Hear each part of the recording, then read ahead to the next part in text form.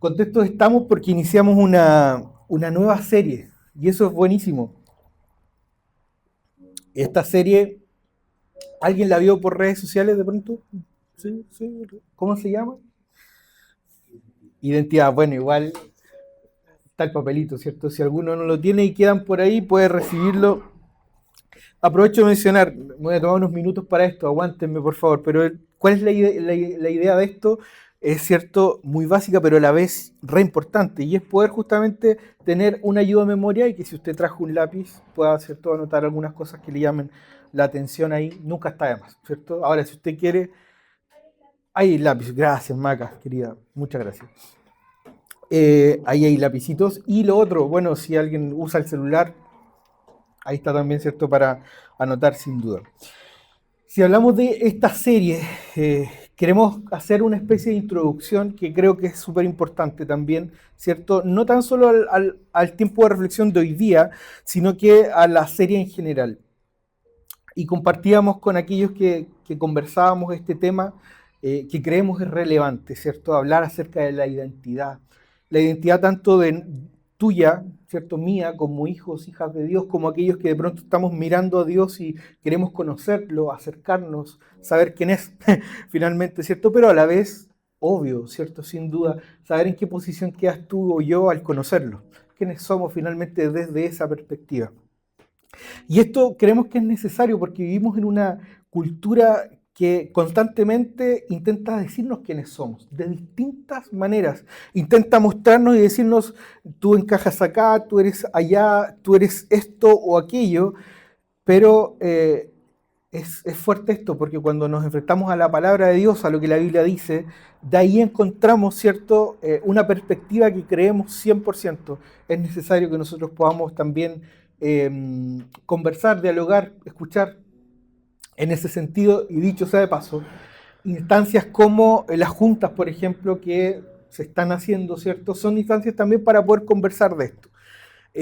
Si alguna duda te queda, también te puedes acercar y conversar. Oye, ¿sabes qué? Esto no lo entendí muy bien, o aquel tema, ¿cierto?, me queda dando vuelta, ¿cómo poder profundizar? Por favor, no dejen de hacerlo, al contrario, intentémoslo. Esforcémonos todos, porque obviamente eso requiere un esfuerzo de parte nuestra, ¿cierto? De todos, digo, tanto de preguntar como de responder, pero de eso se trata, ¿cierto? Para eso estamos, así que intentémoslo. Nuestro valor suele medirse por nuestros logros, nuestras relaciones, nuestras heridas. No sé si esa palabra les suena, pero está también presente, ¿cierto? Y nos define en parte. Eh, o dicho de otra forma también, ¿cierto? Por mi formación, valga el juego de palabra ahí, permitimos muchas veces que nos defina de alguna manera, ¿cierto? Las heridas o las cosas que hemos vivido en la vida, el pasado, las experiencias, ¿cierto? Bueno, aquí estamos, o es aquí donde queremos acudir al Evangelio. De hecho, el tiempo de hoy, que se llama, o que hemos puesto, ¿cierto?, nuestra identidad, un regalo de amor, ¿cierto?, es Juan 1, del 12 al 13. Ahí va a estar, ¿cierto?, específicamente este tiempo. Queridos, acompáñenme a hablar acerca de algo que sin duda es necesario y que durante esta serie, ¿cierto?, vamos a reflexionar en cómo Cristo, ¿cierto?, restaura nuestra identidad, nos llama hijos e hijas de Dios, nos podemos llamar hijos e hijas de Dios y nos integra a una familia. Fíjense esto, que es lindo también. Hablamos harto acerca de la comunidad, la comunión, y la palabra familia aparece casi por lógica. Bueno, qué importante sería de verdad vivirlo, ¿no?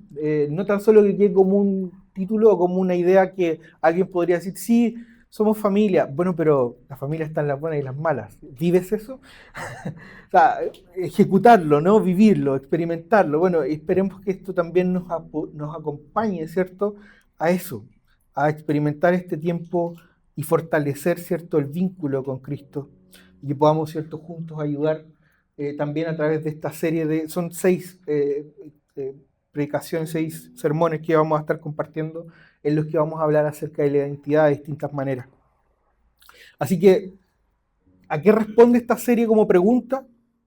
Pregunta importante, ¿cierto?, que podríamos tener, y les invito a tenerla en cada una de las predicaciones, es finalmente, y complejamente quién soy a la luz de Cristo, ¿cierto? Si miro a la persona de Jesús, ¿quién soy frente a ella, frente a esa persona? Y como idea transversal que también vamos a estar, ¿cierto?, tocando es que cuando sabemos quiénes somos en Cristo, podemos vivir con mayor libertad, profundidad y fidelidad la vida cristiana. Dicho eso, acompáñenme entonces a compartir este tiempo. Dispongan el corazón, dispongan la vida, estos minutos que vamos a pasar juntos alrededor de la palabra del Señor también para ver cómo Él quiere hablarnos a nosotros, independiente de la situación en la que hayamos llegado, cómo nos sintamos hoy día, cuál sea nuestra actitud.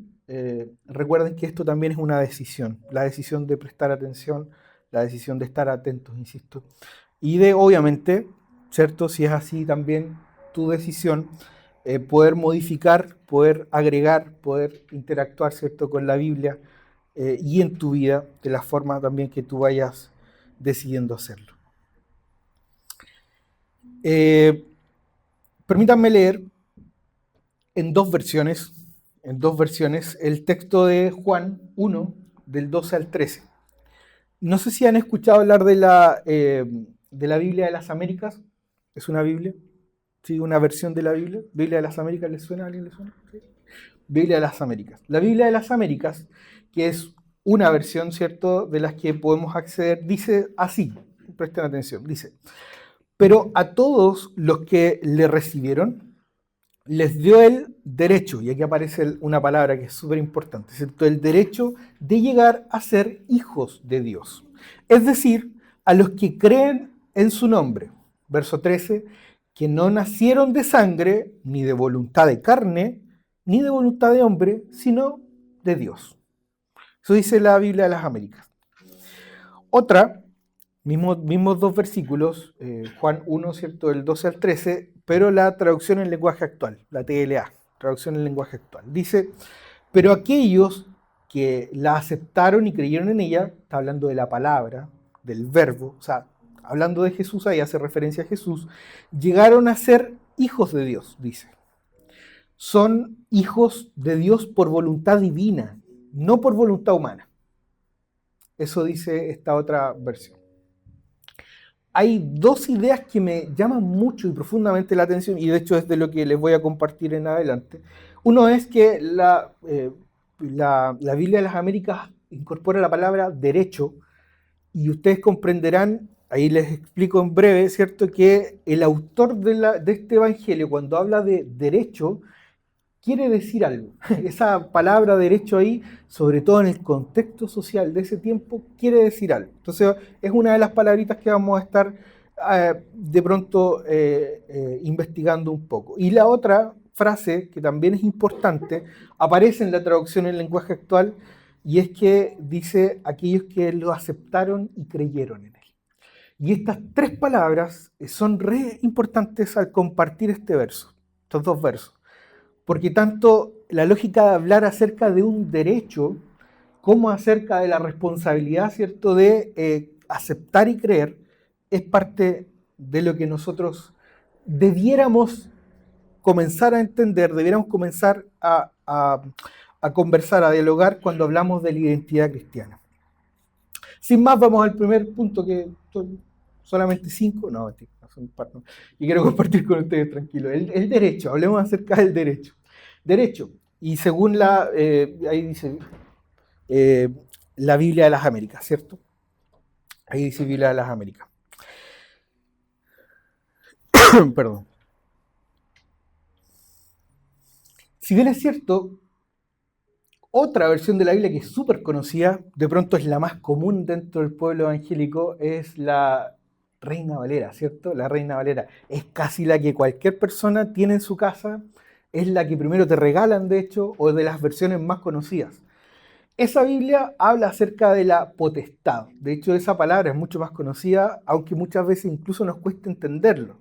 Potestad de ser hechos hijos de Dios, ¿cierto? Dice la versión desde la Reina Valera del 60.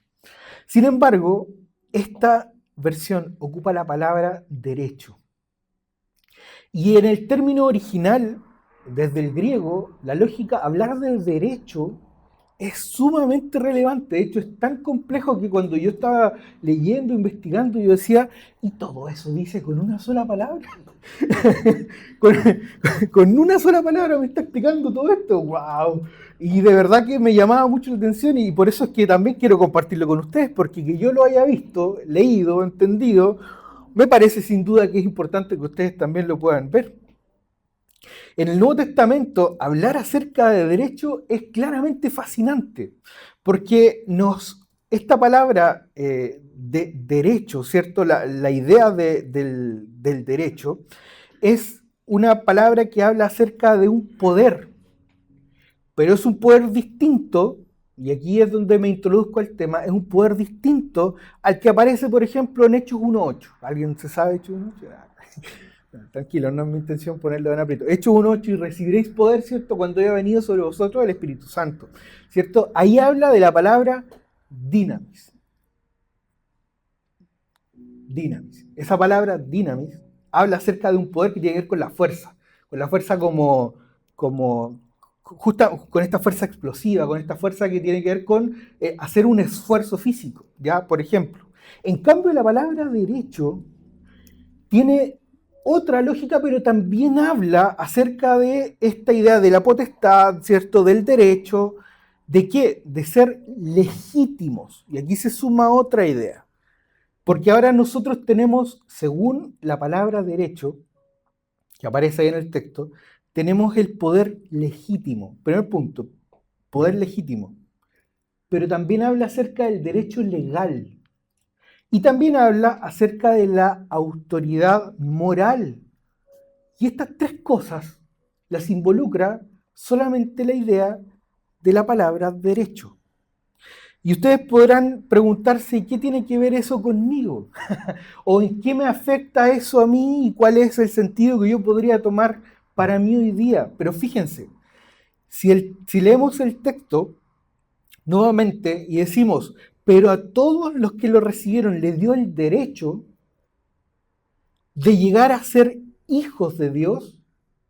Cuando nosotros hablamos acerca del pensamiento romano, algo contextual a ese tiempo, estamos hablando de que el autor de este texto quería dejarles muy en claro a las personas a las cuales estaba dirigida esta carta, perdón, este evangelio, el evangelio de Juan, que hay una legalidad en la adopción de Dios hacia tu vida, hacia la mía y a la gente de ese tiempo.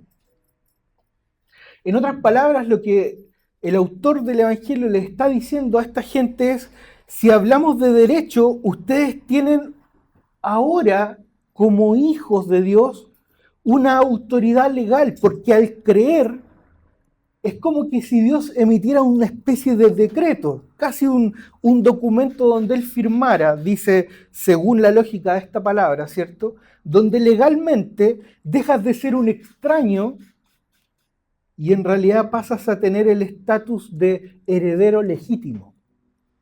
Solo al hablar acerca de la palabra derecho. Imagínense. O sea, según esto, en algún momento estábamos lejos y ahora tenemos el poder legal de estar cerca. Es una idea. Por otra parte, si hablamos acerca del derecho, existe un privilegio familiar. Lo que el autor quiere decir también entonces es que cambia el estatus de tu vida y la mía frente a Dios. Y te da permiso esta palabra, esta idea que el autor, insisto, deja muy clara, a entrar en una relación íntima, entonces ahora con Dios. Por eso es que tienes el derecho de llamarle Padre. Qué fuerte aquello, no sé si me estoy explicando. Por favor, si alguno no está entendiendo, dígame, Mario, no entendí. Pero dense cuenta, el hecho de que aparezca esta palabrita está también acercándonos a que tú y yo podemos tener una relación íntima y llamarle Padre, acceder a su presencia en cualquier momento. en cualquier momento. Orar en cualquier momento. Estar en cualquier momento con Él. No tener algo que de pronto, muchas veces aquellos que llevamos años, tal vez en el Evangelio, en la iglesia, en la vida de la iglesia, pasamos por alto, que es que, claro, yo oro al desayuno, oro cuando me siento, ¿cierto?, a comer, de pronto doy gracias, tal vez en la noche o en la mañana, según los hábitos que cada uno tenga, pero oye, espérame, volvamos al texto, y permítanme ser recurrente, pero a todos los que le recibieron, les dio el derecho de llegar a ser hijos de Dios. Hay algo que está entre líneas acá. ¿Saben qué es? Que en algún momento no teníamos ese derecho. Y ahí está la idea, que es coyuntura en esto. Ahí está el conflicto en esto.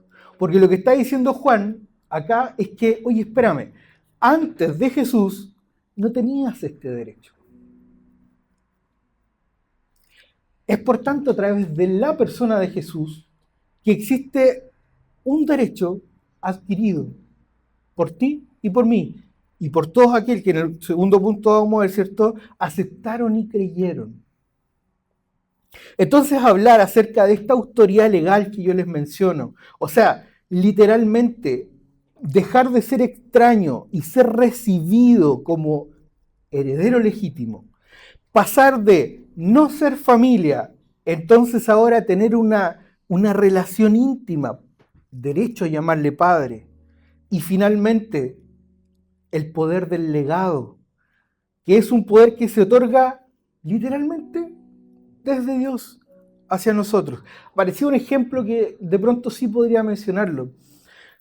Cuando ustedes ven, no sé, hablemos de un policía, no sé, o alguien que está fiscalizando, y uno lo ve con su chaquetita, ¿cierto?, con su ropa, con todo lo que usa, ¿cierto?, el atuendo. Usted, si le hace así, ¿cierto?, y le indica que se orille, ¿usted se para simplemente porque hay una persona al frente, o usted dice, espérame, tiene un traje verde, por lo tanto es carabinero, y si es carabinero, entonces está el Estado aquí, entonces es una autoridad, ¿cierto? Es como, ¿cuál es la lógica? Muchas veces inconsciente, pero la lógica acá es que esa persona que te detuvo, ¿cierto?, para ver si es que todo anda en orden, tiene una autoridad que es delegada. No solamente porque se llame tanto, es que tú te paras, porque si no cualquiera, si no yo mismo podría pararme aquí afuera, ¿cierto?, y decir, usted deténgase, y no tendría ningún sentido que la gente se parara, al contrario, me tocaría la bocina y me dirían, oye, déjame transitar, ¿cierto? Déjame transitar. Bueno, acá pasa algo similar y espero el ejemplo se entienda, pero lo que pasa, literal, es que gracias al derecho, bajo la cosmovisión romana, aquellos que podemos ser entendidos y llamados hijos de Dios, tenemos un poder delegado. Y ese poder delegado es algo que actúa en el creyente. ¿Por qué? Porque representamos a Dios. Y esto es súper fuerte. No sé si me explico en ello. Pero ahora, yo miro la palabra derecho y digo, ¿y todo eso lo puedo vivir yo? Claro, yo puedo legalmente ser adoptado y ser heredero. De hecho, la Biblia lo menciona en otros textos también. Tengo el privilegio de ser hecho familia y llamarlo padre. Pero también hay un poder que se delega sobre mi vida.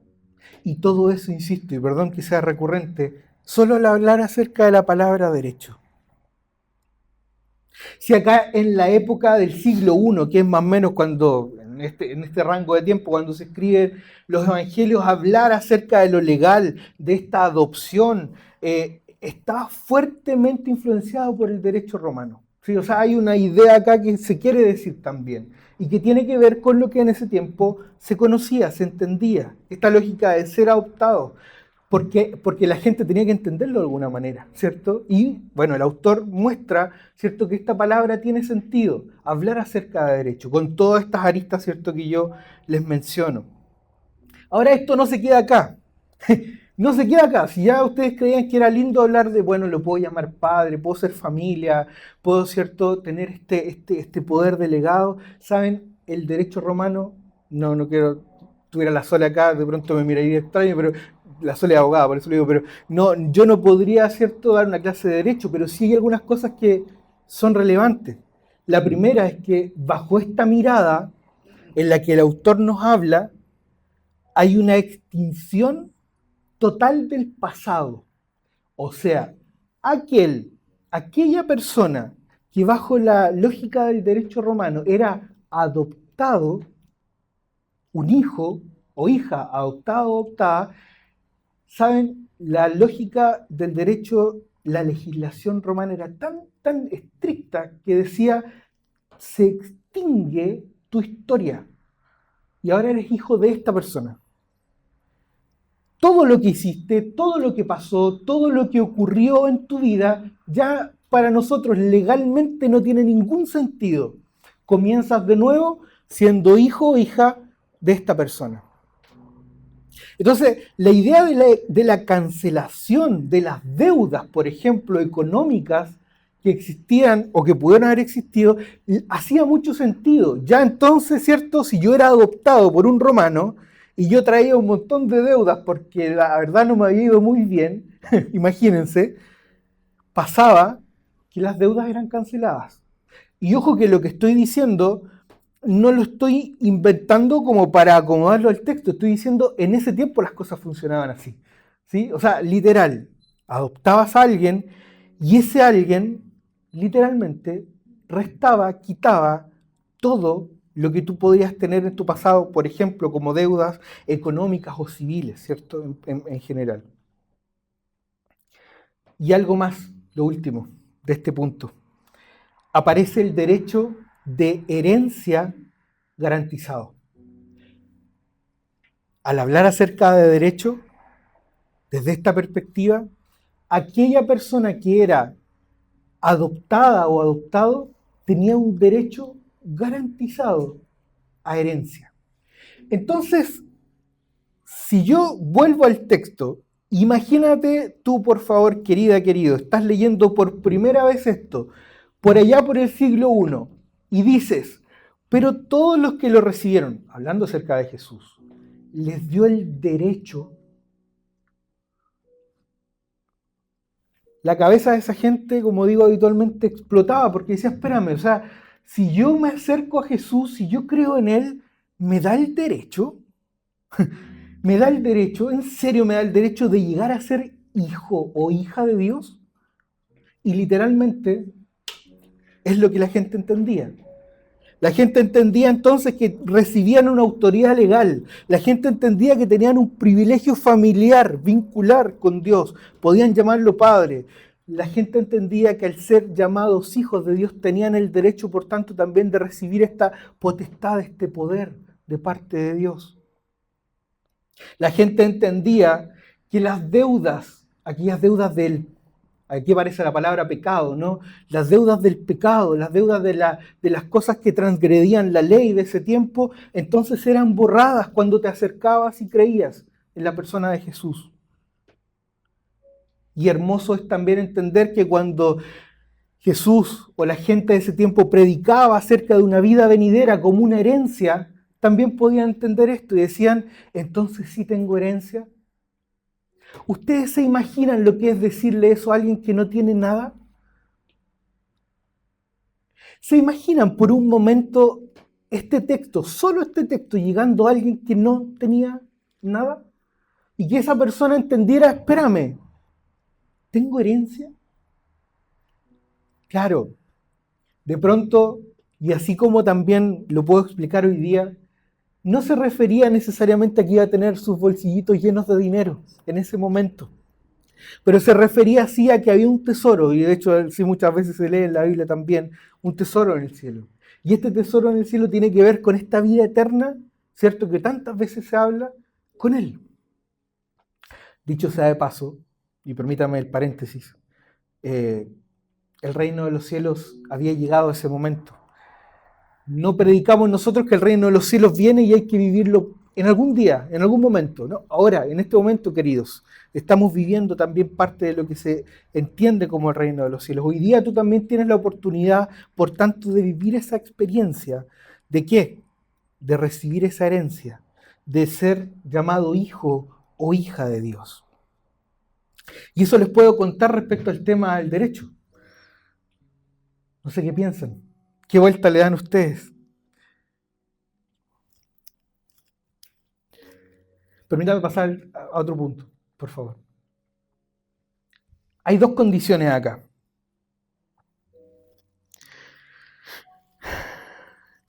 El texto establece una lógica que es súper interesante. Y dice literalmente aquellos que creen en Él y aquellos que le reciben.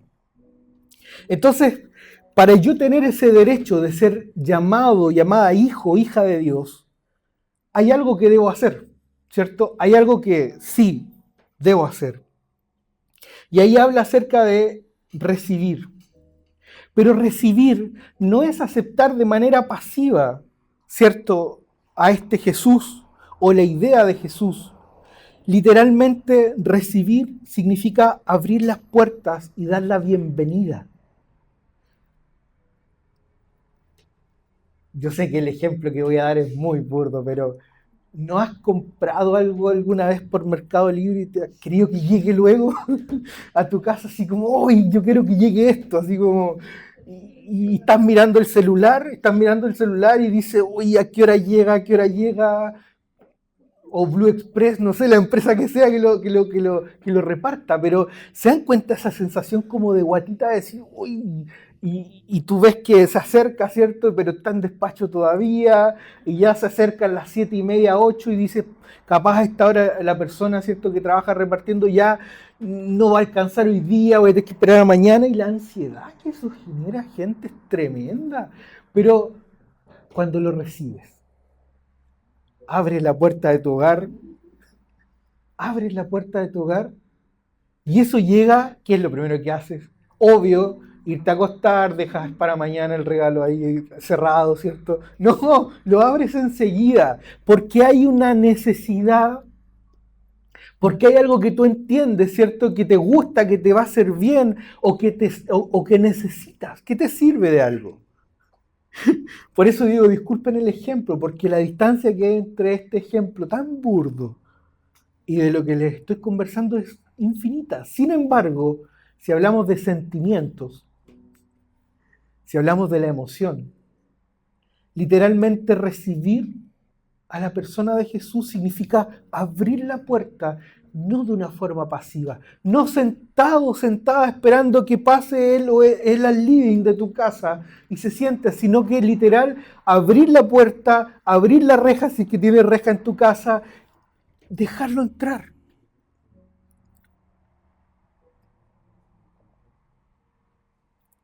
Ahora, no dejas entrar a cualquiera, dejas entrar a alguien que tiene una autoridad, dejas entrar a alguien que merece un lugar de honor, dejas entrar a alguien como un acto de fe.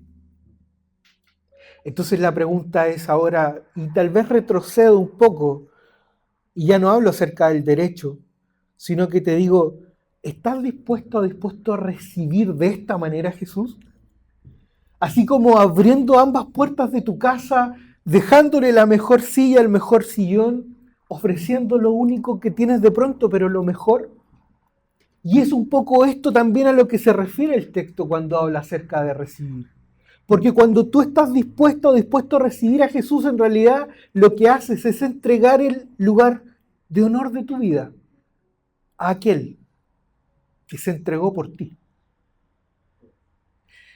No sé si me explico. ¿Se entiende? ¿Sí? ¿Se entiende? Si no, por favor, díganme. De verdad que es importante que se entienda. Por tanto, insisto, no es una aceptación pasiva.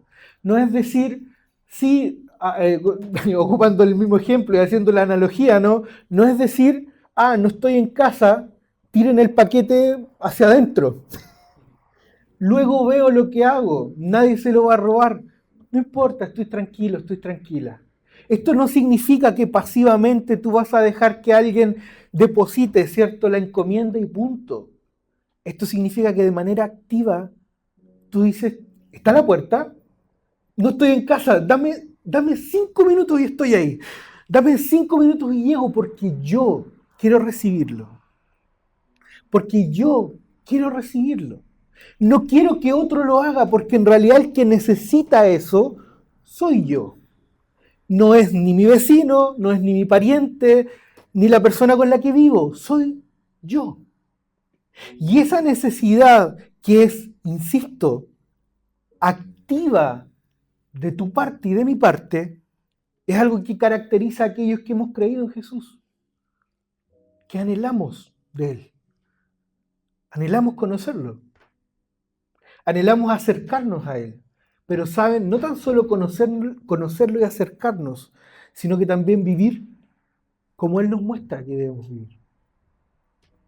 Y esto es súper fuerte porque de pronto alguien, y aquí ocupo muchas veces otro ejemplo, y discúlpenme si los ejemplos no dan la altura, pero antes la gente que tiene más de 30 acá presente, ¿cierto? Yo tengo 36 años. Cuando yo era adolescente, digo porque yo sé que hay muchos más jóvenes acá, por eso lo digo. Cuando yo era adolescente, yo tenía un Discman, un porta-CD, ¿cierto? Un reproductor de CD tenía yo, ¿cierto? ¿Y qué hacía? Adivinen qué hacía en ese tiempo. Yo juntaba mi dinerito, ¿cierto? Iba y compraba un CD, obvio, porque así se hacía, era, ¿cierto? Toda persona de buen vivir lo hacía. O bueno, algún amigo me regalaba alguno descargado por ahí. Pero bueno, en fin. La cosa es que teníamos el CD con las canciones. Acuérdense que un CD de 700 megabytes más o menos almacenaba, no sé, pues hasta, qué sé yo, 13, 14 canciones, las más, así, lo más. Pero lo habitual era encontrarse con 9, con 10 canciones, con 11 canciones de la banda o del equipo, con la banda que a ti te gustaba, con la persona, con el cantante favorito. Me distrajo. Esto es un conflicto que hoy día muchos no viven. Que hoy día muchos no viven. Porque muchas veces pagabas tus 10, 15 mil pesos así, pero no sé, por un disco de la banda que te gustaba y que traía 11 canciones, pero te gustaban solo 9. ¿Cierto? Gustaban solo 9 canciones. ¿Qué hacías con las otras? No tenías opción, hermano. Tenías que dejarlas ahí en ese disco, porque no tenías forma de sacarlas. Por eso digo que hoy día eso no se vive, porque hoy día tú seleccionas la música que quieres escuchar y punto, ¿cierto? Es distinto, es distinto. Pero insisto, ¿y por qué lo digo? Porque este ejemplo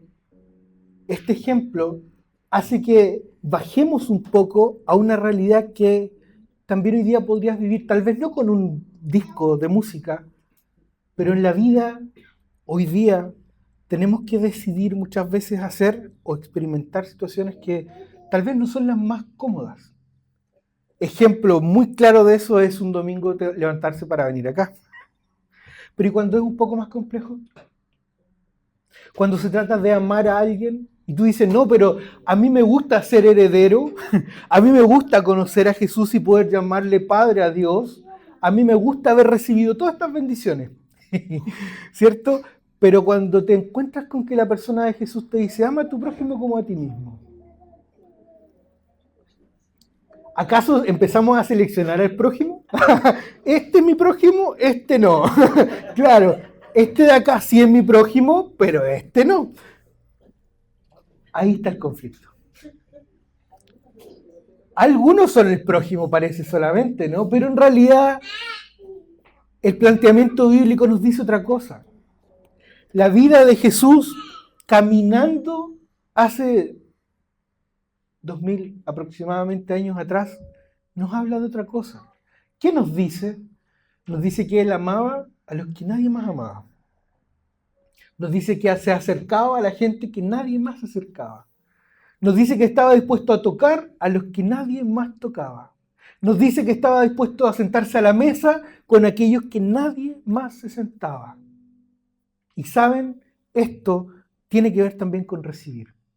Porque cuando tú aceptas la gracia de Dios que cubre tu vida y que la restaura y que te da una vida nueva y que te da tal vez la herencia de la cual la palabra derecho hace un ratito atrás yo les decía que habla, también significa que tú adquieres algunas cosas, como responsabilidades. Entonces recibes a Jesús,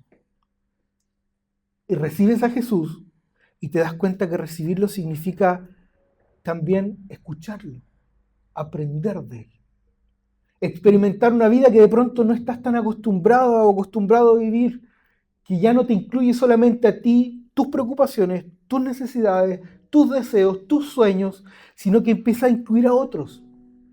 Y cuando hablamos acerca de la identidad y de la identidad del cristiano, nunca la identidad del cristiano ha sido solitaria. Desde el principio las comunidades de fe, el libro de Hechos lo dice, tenían todo en común. Algunos nos asustamos de eso y decimos, wow, ¿todo en común? Sí, compartían todo. Se juntaban aquí a compartir el pan, comían juntos, por tanto, obviamente, y si alguno no tenía, súmate a la mesa, cae. Y si alguno no tenía de pronto ropa, toma, te la paso. Qué fuerte, de verdad. Pero eso es parte de también recibir a Jesús.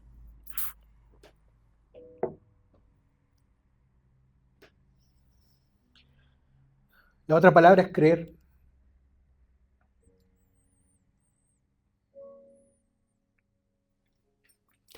Pero ¿saben? No creer en cualquier cosa. Creer en su nombre. La idea del nombre en el contexto, sobre todo de los tiempos bíblicos, no era lo mismo decir, no sé, ¿qué puedo ocupar como ejemplo? No era lo mismo decir, Hernán, te voy a ocupar como ejemplo. No era lo mismo decir crean en él a decir crean en Hernán. O sea, no era lo mismo decir crean en él a decir crean en Felipe. Porque el tema del nombre tiene ya una trascendencia que muchas veces nosotros pasamos por alto. En otras palabras, decir crean en el nombre de Jesús significa que tú estás creyendo en lo que su carácter representa, en lo que la reputación de ese nombre significa, en los atributos de ese nombre, en la esencia misma de la persona. No estás creyendo en cualquiera, estás creyendo en Él. Y su nombre es Jesús. No estás creyendo en alguien sin identidad, de pronto. Estás creyendo en alguien que posee una identidad propia y que sabes, hoy día, de paso lo digo, si todavía no conoces esa identidad, si todavía no sabes quién es, aventúrate a conocerlo. Pregunta de dónde puedes obtener información acerca de él. ¿Cómo te acercas a lo que él pensaba, piensa, decía, dice?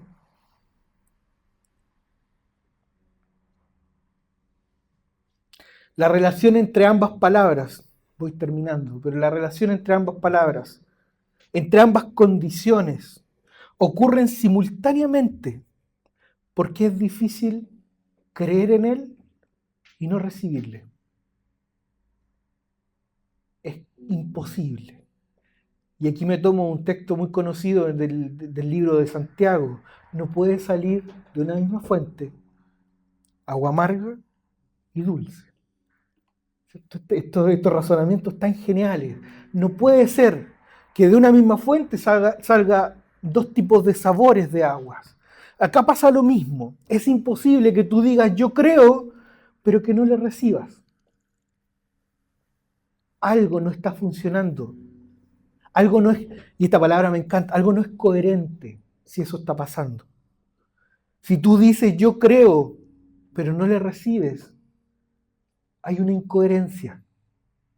Y esto no te lo digo para enrostrarte la incoherencia, te lo digo ¿en qué sentido? Tal vez tenemos que hacernos cargo de algo, tal vez tenemos que replantearnos algo, tal vez tenemos que decir, oye, si yo creí en él, ¿realmente le recibí? ¿Realmente creo? Cuestiónatelo, por favor. Es ahora, en este tiempo, cuando es necesario hacerlo. No des todo por sentado ni como que todo ocurriera por lógica en la vida. Al contrario, Al contrario, este es el tiempo, el lugar y el momento en la vida en el que debes cuestionarte si es que aquel Jesús que en algún momento alguien te predicó, alguien te dijo, alguien te mostró, es el Jesús en el que estás creyendo y es el Jesús que has recibido. Porque creer en Él es el asentimiento de la mente y del corazón que confía literalmente en la persona de Jesús. Y recibir es la acción voluntaria que se apropia de esa verdad y le permite entrar a la vida y en realidad llamarlo Señor.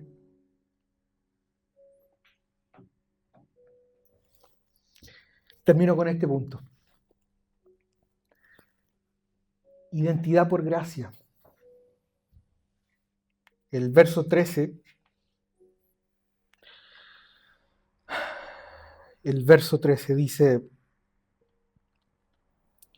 que no nacieron de sangre, ni de voluntad de carne, ni de voluntad del hombre, sino de Dios. La versión de la Biblia de las Américas. Y la traducción en lenguaje actual dice, son hijos de Dios por voluntad divina, no por voluntad humana. Les cuento algo que podría ser, no sé si sea la palabra adecuada, pero bien como de ñoño, así como de, casi como esos tic, así como datos freak. En el texto se ven dos realidades bien importantes, y una es la lógica del derecho romano, pero el autor del texto piensa y dice, no tan solo voy a llegar a los romanos, a los griegos, qué sé yo, también hay judíos que me van a escuchar. Y acá en este texto aparece una idea judía, que es súper importante. ¿Cuál? Bueno, son hijos de Dios por voluntad divina. Porque a diferencia de los romanos, a los judíos les importaba mucho el linaje, la sangre, ¿sí? El judío no iba a adoptar a alguien porque sí, así porque sí, no por conveniencia, tal vez como a excepción de si, por ejemplo, no sé, hay ejemplos en la Biblia en las que quedaba alguien viuda, y no había hijos. Entonces decían, lo que se usaba en ese tiempo era, bueno, entonces el hermano que queda, ¿cierto?, de esta persona que falleció, hay textos que lo muestran, ¿cierto?, se casa con esa mujer, y entonces ¿para qué? Para darle descendencia. Pero se dan cuenta que tiene que ver con eso, con dar descendencia, con el linaje, para que el nombre de ese hombre no se pierda, ¿cierto? Siga, tenga una continuidad. A diferencia de los romanos eran mucho más complejos en la lógica del derecho. No hay una ley rabínica que hable, o al menos yo no encontré una ley rabínica que hablara acerca de la adopción, como sí los romanos. Pero esa parte del texto, en el verso 13, cuando dice, son hijos de Dios por voluntad divina, está hablando acerca del pensamiento judío, está hablando acerca de un nuevo nacimiento y está hablando acerca de qué, de que somos regenerados por Dios, de que tenemos la oportunidad de vivir una nueva vida. 2 capítulos más tarde hay una historia hermosa que los invito a leer después en casa tranquilos, y es la conversación entre Jesús y Nicodemo. Ahí discute eso Jesús con Nicodemo y le habla acerca del nuevo nacimiento. Y Nicodemo, un maestro en la ley, un rabino, le dice a Jesús, pero maestro, ¿cómo es posible que yo pueda nacer de nuevo? ¿Acaso tengo que entrar al vientre de mi madre? Miren, no estaba entendiendo nada, ¿cierto? A esto se refiere. Se refiere puntualmente a qué? A que no somos hijos de Dios, a que somos hijos de Dios por voluntad divina, no por voluntad humana. Termino, queridos, diciendo o llevándolos a esta idea de la siguiente manera. Acompáñenme unos minutos más.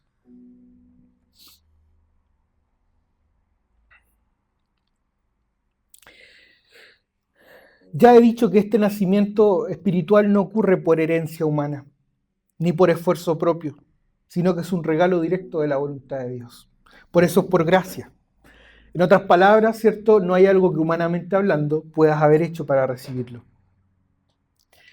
No es por voluntad humana, sino de Dios. Y esto habla acerca de la oportunidad que tú y yo tenemos de experimentar un nuevo nacimiento por pura obra soberana y milagrosa del Espíritu Santo de Dios. De hecho, es más, en algún momento esta lógica de nacer de nuevo o nacer, ¿cierto?, desde arriba, desde lo espiritual, desde la voluntad divina, en algún momento también se muestra o se habla acerca de que es el Espíritu Santo el que genera eso en cada uno de nosotros. No de sangre, sino que de espíritu.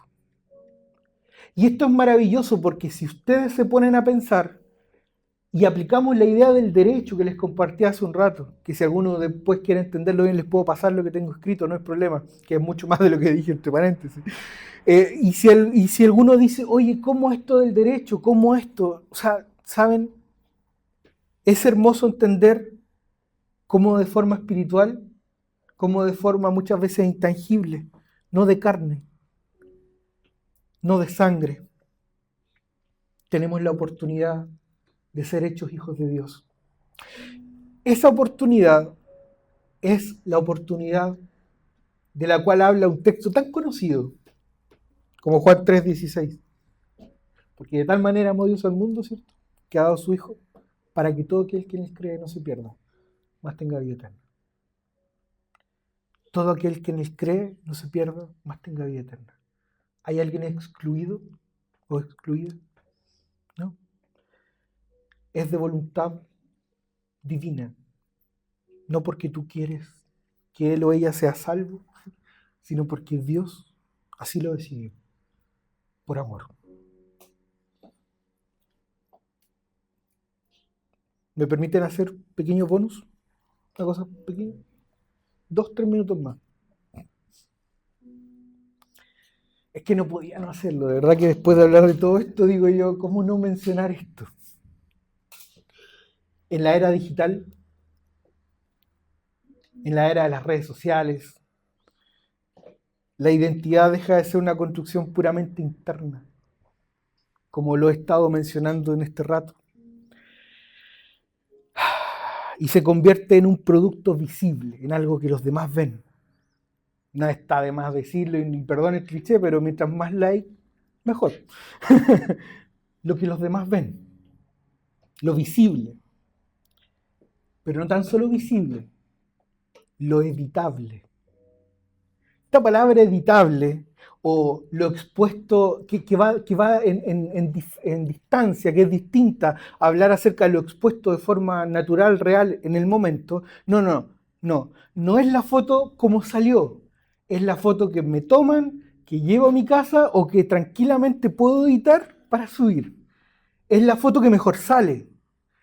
Es la foto que tiene los filtros adecuados para que se vea todo lo mejor que se puede ver. No es la foto común y corriente.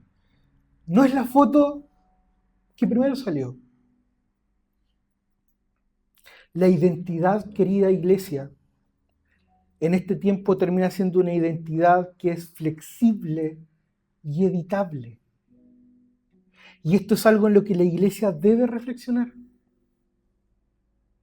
Porque en esta lógica como, permítanme, me sale lo psicólogo, pero permítanme, en esta lógica como de la, comillas, curación del yo, curación de tu identidad, curación de lo que tú eres, en realidad tratamos de mostrar una versión seleccionada de nosotros.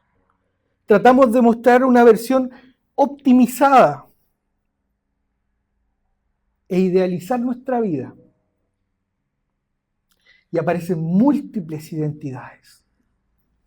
Aparecen identidades en las que de pronto siento que debo mostrarme de una manera acá, de otra forma allá, e idealmente tratar de mostrar la mejor de las identidades. Podría hablar horas acerca de esto. Por amor a ustedes no lo voy a hacer. Pero ¿saben? Una cosa quiero dejar. Esto no es lo que Dios espera de ti. Con Él puedes ser tal como eres. A Él te puedes acercar tal como estás. No necesitas hacerle un refresh a tu foto, no necesitas llevarla a un programa de edición, no necesitas hacer eso. Literalmente puedes ir tranquilo, confiado y acercarte a Dios. Él no necesita que esta identidad sea flexible y editable. Él necesita en realidad que tú te acerques y seas honesta, seas honesto. Les dejo eso ahí como un bonus, digo, porque creo que también es necesario pensar en cómo estamos viviendo en la vida, ¿no? Digo, al final, descubrir nuestra identidad requiere creer y aceptar el amor de Dios a través de la persona de Jesús, quien nos regala el derecho de ser hijos de Dios, permitiéndonos decidir vivir en coherencia con la verdad de aquel que nos adoptó. Permítanme orar. Dios Padre, te doy gracias, Señor. Sobre todo, Señor, te pido que continúes trabajando en nuestra vida. Te agradezco sin duda, Padre, la oportunidad que nos das de ser adoptados, de ser hechos hijos de Dios, tus hijos. Me encanta saber que puedo literalmente llamarte Padre y tiene sentido hacerlo.